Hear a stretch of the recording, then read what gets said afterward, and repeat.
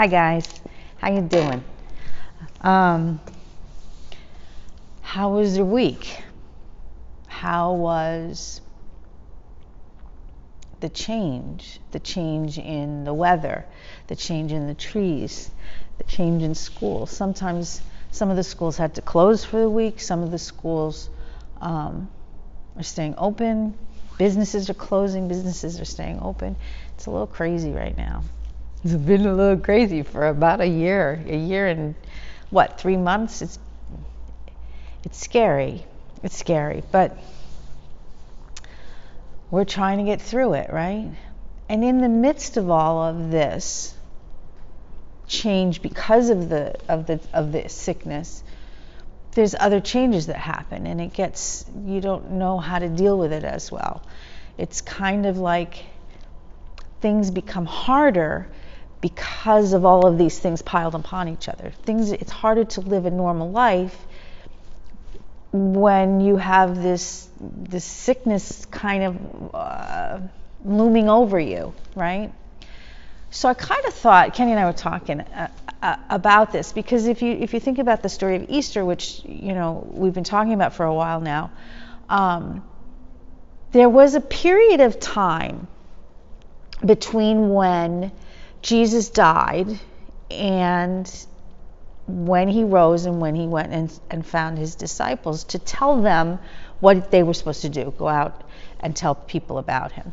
And we were talking about where were these people in that time period between when Jesus died and when he rose, right?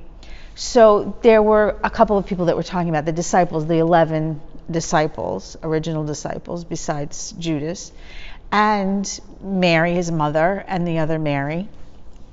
And so what did they do? What did they do after he died? Where did they go? So Kenny said, I think they went home. They went home.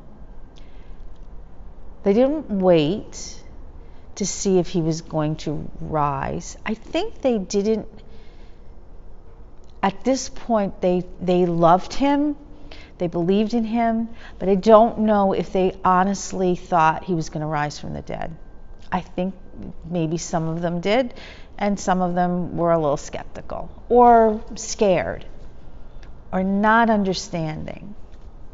So you can tell when you read some of the verses, like in Luke 24, verses 10 through 12, the women who came to the tomb were Mary Magdalene and Mary, the mother of James, and Joanna, and they came to the tomb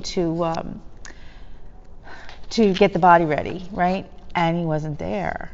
But then the angel came and told them to go tell the disciples he's okay. So it says right here, he showed himself to Mary Magdalene first, and after Mary saw Jesus, she went and told his followers. And they were very sad and crying. That's kind of telling, isn't it? That maybe they didn't really necessarily know in their hearts that he was still there, that he was coming back for them. The pain of losing him overtook the part where he told them what he was going to do, right? I am not laughing at them. I am not feeling like they did the wrong thing. I am feeling like them. Here's my take on this. We kind of can see this from thousands of years later, right? We can see through history, we can see through the stuff that we've seen since then. And we kind of know that he's there, that he'll be there for us. But there's still fear. There's still confusion. There's still, is it really true? What do they call that? Like wondering. I don't know. And that's what happened to the disciples, I think. I think what happened was they didn't know. They didn't necessarily believe completely and utterly that he was coming back, that he was gone. He was gone, and they were crying and sad.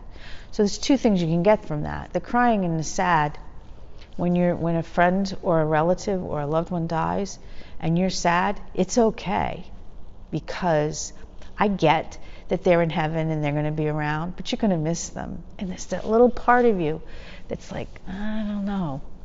I think that's what was going on with the disciples. I don't think they knew. I think they wanted it to be, but the reality was that he wasn't there and he died. They saw him die. All right, so that happened, right? And then Mary and another woman went to the tomb and to prepare the body, and he was gone. The body was gone. And they still didn't get it. But then Jesus came to them and said, it's me. And then Mary got it. Because Mary's the mom. You get your own baby. You get your own kid. So then Jesus said, go back and tell the disciples, go back and tell my friends to meet me because I have something to say to them. Even when they went back and they saw him, even when Jesus showed himself to them, and it happened on multiple occasions, even then, some of them were doubtful. They call Thomas Doubting Thomas. To me, Thomas he said what he thought. He didn't try to turn it. He was like, I don't know. I can't believe this. And I get that. So what am I going for here? I think what I'm going for is the disciples who were the closest to him, who were with him in person, who heard every single day, he just said it over and over and over again, I am God's son. We need to do what God says. We need to take care of each other. We need to understand that we are good and we need to be there for other people. They heard it every single day from him. Still, a little bit of a doubt, a little bit of a fear, a lot of pain. Even though he told them over and over again he was going to be here. I totally get that. Because even though you know something is true, does not mean that you're not going to react in a really scared, confused way. So, this pandemic, we know we will get through it. We know God will help us through it. We know if our loved ones died, that they're still alive in heaven, that we'll see them again. Even with all of that,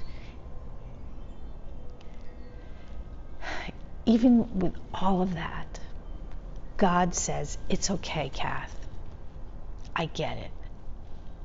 Even with all of that, God gives me some words to tell people that it's okay to be sad. It's okay to be scared. It's okay to not understand. And it's also okay to get mad or say, I don't even know. Because if Jesus could do that with the disciples, because Jesus didn't even say anything about that. He just said, listen, I am here. This is what I want you to do. I can't find in the Bible, in the Gospels, and maybe it's there, I didn't find it. I can't find where he says, what are you doing? Except for maybe with Thomas. He said, you have to put your hand in the thing. But even then, he forgave him. So God is here. But God understands when we're afraid and we don't have that complete. And I can't imagine there's not a person on this earth, a pastor, a pope, that every once in a while has a little bit of fear, a little bit of confusion, maybe not understanding, and maybe a little tiny bit of not believing all the time. But Jesus is there. God is there. They're going to be there for us, and they're going to help us through this. And I say this because I've been through bad things, and I tell people this. I tell my kids this all the time. You get through bad things, and it comes out better. You have lows, you always come back up again. And you understand that. Even if you're going through bad times, it's going to get better. It's going to get better. Because God makes it better. Jesus got them through that. That's what we have to remember. That through this pandemic, through losing your loved ones, through anything negative, anything, you're going to get through it. And we know this because Jesus got those disciples through it, and his mom and the other women. And they came out in the end, and they did what they were supposed to do, and they told people, and look at here we are now. 2021, and we're still talking about it. Jesus is going to get us through this, but if you feel sad or scared, it's okay. It's okay. You do what you need to do to get through that. And God will bring things into your life, and you will find things. A television show that talks about it, a therapist, a mom or a grandma that listens, a teacher, a friend. God puts those people in your life so you can get better. So I want you to remember that. I want you to remember that if you're sad, I get it. You're allowed. If you're scared or just a little tiny bit of you doesn't believe, I get that too. God is still there, still with us, and still will get us through this. I hope this makes sense. I want you to have a good week. I want you to go outside and look at the blue sky and the green trees and the flowers that are out. Those are the signs that God is here. The animals that walk around, the dogs that give me a lick when I walk by, the squirrels that are running around and playing. Those are God things. The people who are in your life. So you make sure that you see all of that, experience all of that, and understand that we will get through this. It's going to be okay. I love you. I miss you a lot. But we'll be together soon. See you later.